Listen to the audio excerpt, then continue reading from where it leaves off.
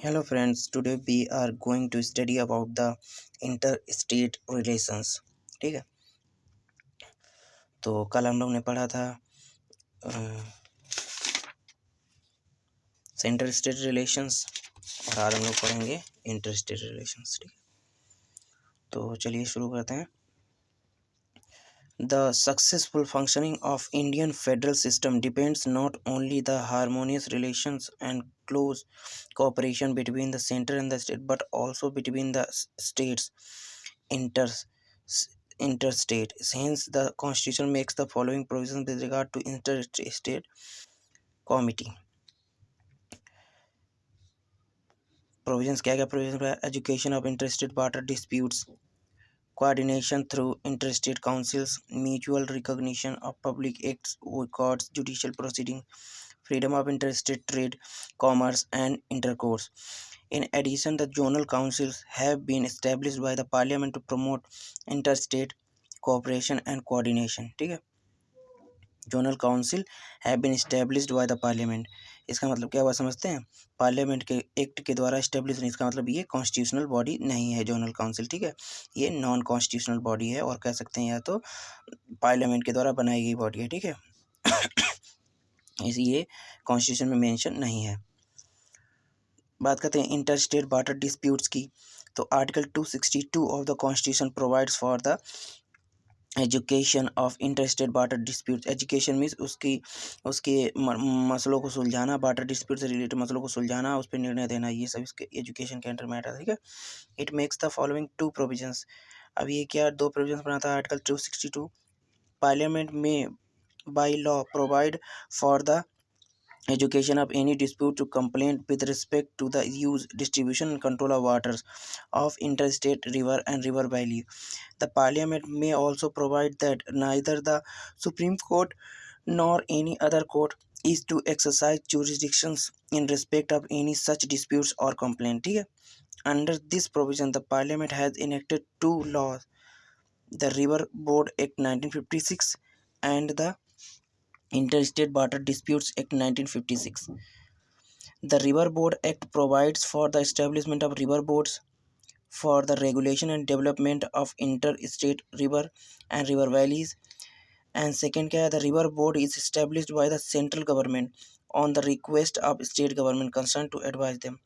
ठीक है, the Interstate Water Disputes Act empowers the, पहला है रिवर बोर्ड, दूसरा interstate water disputes act empowers the central government to set up an ad hoc tribunal for adjudication of disputes between two or more states in relations to the waters of interstate rivers। ठीक है, और river valley।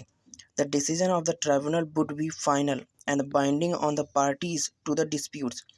Neither the Supreme Court nor any other court is to have jurisdiction in respect of any water disputes which may be referred to such a tribunal under this act। अब क्या मतलब हुआ? अगर कोई water dispute inter water dispute होता है तो inter state water disputes act के तहत, एक्ट के अनुसार 1950 में जो स्टेब्लिश किया गया था, यही सारे डिसीजन देगा, यही सारे डिसीजन लेगा और इसी का डिसीजन फाइनल होगा। ठीक है, जो इसके through tribunal, decision of a tribunal. ठीक है, एक empower the central government to make. अब ये सेंट्रल गवर्नमेंट को एम्पावर करेगा कि वह एक ट्राइब्यूनल बनाए इससे रिलेटेड, और वो जो ट्राइब्यूनल बनेगी उसी का डिसीजन फाइनल होगा, उसमें सुप्रीम कोर्ट का और इसका कोई मैटर नहीं है। ठीक है, सुप्रीम कोर्ट डिसीजन नहीं देगी, इस मैटर में डिसीजन देगा ये ट्राइब्यूनल जो कि इंटर स्टेट वाटर डिस्प्यूट्स के थ्रू बनाया गया था। ठीक है, इसी का डिसीजन फाइनल होगा, ना कि सुप्रीम कोर्ट का, याद रखना। ठीक है, the need for an extra judicial machinery to settle interested water disputes is as follows. Extra judicial machinery क्या होती है देख लीजिए।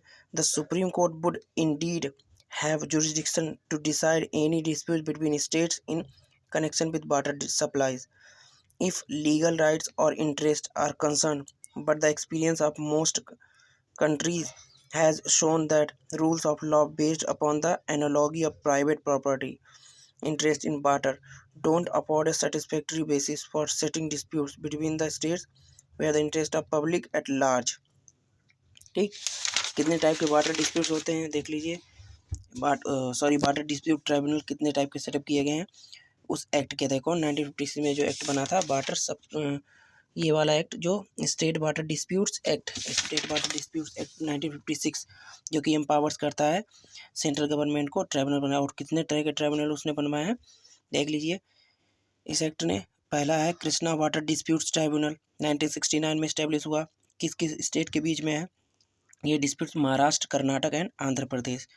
गोदावरी वाटर डिस्प्यूट्स ट्राइब्यूनल 1969 में किस किस स्टेट के अंडर में है डिस्प्यूट्स? ये Maharashtra, Karnataka, Andhra Pradesh, Madhya Pradesh and Odisha. Narmada water disputes tribunal 1969 में ये भी इस्टेब्लिश हुआ। Rajasthan, Gujarat, Madhya Pradesh and Maharashtra. Ravi and Beas water disputes tribunal 1986 में इस्टेब्लिश हुआ। Punjab, Haryana and Rajasthan. Kaveri water disputes tribunal तो ये कब इस्टेब्लिश हुआ? 1990 में। और किन किन स्टेट्स के बीच में डिस्प्यूट्स है? Karnataka, Kerala, Tamil Nadu and Puducherry. Kerala now become as a Keralam. अब किसी स्टेट का नाम चेंज करना, उसकी बाउंड्री चेंज करना किस एक्ट के थ्रू आता है? ये आता है हमारा किस आर्टिकल के थ्रू आता है? आता हमारा आर्टिकल 3 के थ्रू। ठीक है, आर्टिकल नंबर 3 हमें बताता है कि किस तरह से किस प्रोसेस से उसका किसी स्टेट का उसकी बाउंड्री, उसकी लिमिट, उसका नाम चेंज किया जाता है। ठीक है, या कोई अगर पूछे केरला का नाम केरलम हुआ है तो किस आर्टिकल के थ्रू ये किया गया? आर्टिकल 3। ठीक है, तो second Krishna water disputes tribunal 2004 में इस्टेब्लिश हुआ। Maharashtra, Karnataka and Andhra Pradesh. Vasudhara water disputes tribunal 2010 Odisha and Andhra Pradesh के बीच में। महादई वाटर डिस्प्यूट्स ट्राइब्यूनल 2010 में इस्टेब्लिश हुआ। गोवा, कर्नाटका एंड महाराष्ट्र के बीच में। ठीक है, अब इंटरस्टेट काउंसिल्स, कुछ काउंसिल होती हैं इंटरस्टेट, उनको देख लीजिए। ट्राइब्यूनल्स तो आपने देख लिए। तो article 263 contemplates the establishment of an interstate council to effect coordinate between the state and between center and state। ठीक है, उसके कोऑर्डिनेशन के लिए ये काउंसिल बनाई जाती है, सेंट्रल स्टेट के लिए और स्टेट टू स्टेट के लिए। ठीक है, thus the president can establish such a council. और इन काउंसिल को इंटरेस्टेड काउंसिल कौन स्टेब्लिश करता है? President. If at any time it appears to him that public interest would be served by it establishment. और पब्लिक का interest मतलब कि पब्लिक की इच्छा के अनुसार ये बनाएगा। He can define the nature of duties to the performed by such a council and its organisation and procedures. Even though the president is empowered to define the duties of interstate council, article 263 specifies the duties that can be assigned to it in the following manner। अब इस council की क्या क्या duties होंगी वो article 263 के through assign की जाएंगी और प्रेसिडेंट उसको असाइन करेगा। अब क्या वो ड्यूटीज़ हैं देख लीजिए इस काउंसिल की, इंटरस्टेट काउंसिल की। Enquiring into and advising upon disputes which may arise between the states. ठीक है, और उस पर इंक्वायरी करना, उनको एडवाइस देना जिन स्टेट्स के बीच में डिस्प्यूट्स है। ये काउंसिल ये काम करेगी। इन्वेस्टिगेटिंग एंड डिस्कसिंग, इन्वेस्टिगेट करेगी मैटर को और डिस्कस करेगी, discuss subjects in which the state और centre and the state have a common interest. अब ऐसे मैटर को डिस्कस करेगी जिसमें सेंट्रल स्टेट का और स्टेट टू स्टेट का इंटरेस्ट हो। मेकिंग रिकमेंडेशंस, और रिकमेंडेशंस बनाएगी, सलाह सुझाव देगी अपॉन एनी सच सब्जेक्ट, और ऐसे किसी सब्जेक्ट पर, particularly for the better coordination, और अच्छे से कोऑर्डिनेशन बनाने के लिए, सहमति बनाने के लिए ऑफ द पॉलिसी। ठीक, the councils functions to inquiry and advice upon inter state dispute is complementary to the Supreme Court's jurisdiction under Article 131 to the decides a legal controversy between the government। ठीक है, the council can deal with any controversy whether legal or non-legal। ठीक है, but its function is advisory unlike that of court which gives a binding decision। जब तक कि इसे supreme court नहीं देता है अपना फाइनल डिसीजन तब तक इसकी जो एडवाइस है वो जो इसका फंक्शन है वो एडवाइजरी ही रहेगा जब तक कि सुप्रीम कोर्ट अपना उस पर डिसीजन नहीं देता। ठीक है, under the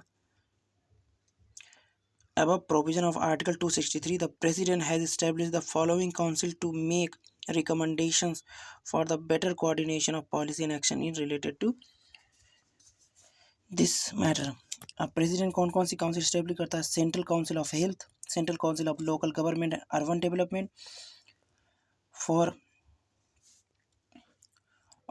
for regional council for sales tax of northern, eastern, western and southern zones, the central council of Indian medicine and the central council of homeopathy were set up under the act of parliament. ठीक है, याद रखना ये सब स्टेटरी body हैं। Central council of Indian medicine and central council of homeopathy ये सब parliament के एक्ट के थ्रू इस्टेब्लिश की गई, इसलिए ये स्टेटरी बॉडी हैं। ठीक, central council of health, central council of, ये सब स्टेटरी बॉडी हैं। ठीक, सॉरी, लिखा है under the above provision of article 263 the president can establishment the following council. President ने एस्टेब्लिश की हैं किसके थ्रू? एक्ट ऑफ पार्लियामेंट के थ्रू। ठीक,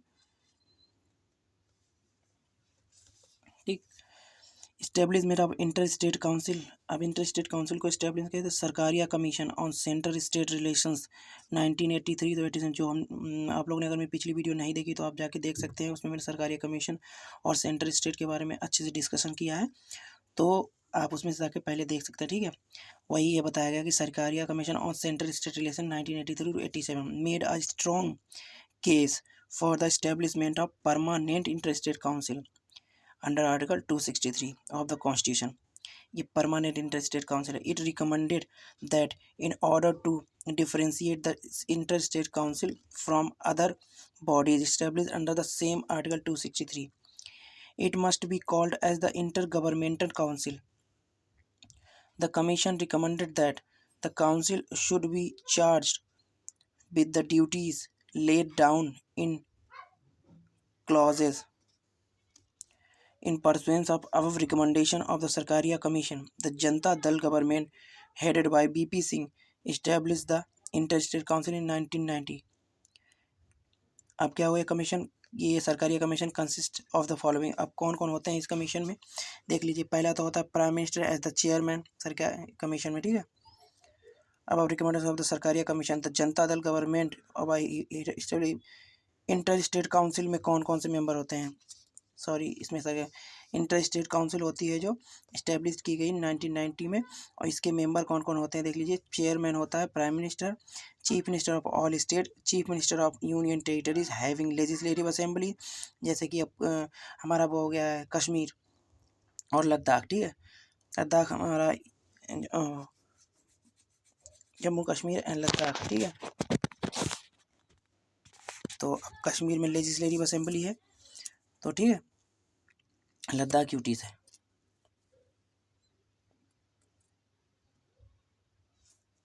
Administration of union territories not having legislative assembly. Governor of state under president rule. 6 central cabinet minister including the home minister and to be nominated by prime minister. ठीक है, 5 minister of cabinet rank, minister of state independent charge. ठीक है, the council is a recommendatory body on issue relating to interstate, center union territories relation. It aims at promoting coordination between them by examining, discussing and deliberating on such issue. ठीक, अब बात करते हैं। There is also a standing committee of the council. It was set up in 1996 for the continuous consultation processing of matter for the coordination consideration of council. It consist of the following member. Standing committee भी है इसके साथ में, उसमें कौन कौन member हैं? Union home minister as a chairman, 5 union cabinet minister, 9 chief minister. Council is assisted by secretariat called the Interstate Council Secretariat. This secretariat was set up in 1991 headed by a secretary to the Government of India. Since 2011, it is also functioning as the secretary of General Council. Interstate Trade and Commerce. तो article 301 and 307 to the part 13 of the Constitution deals with the trade, commerce and intercourse within the territory of India. Article 301 declares that trade, commerce and intercourse throughout the territory of India shall be free. The object of this provision is to break down the border between the states and to create one unit with a view to encourage the free flow of trade, commerce and intercourse in the country.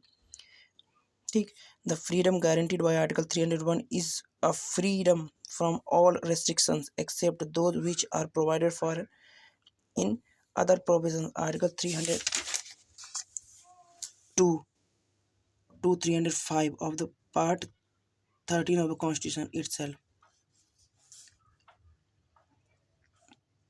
Parliament can impose restrictions on the freedom of trade, commerce and intercourse between the state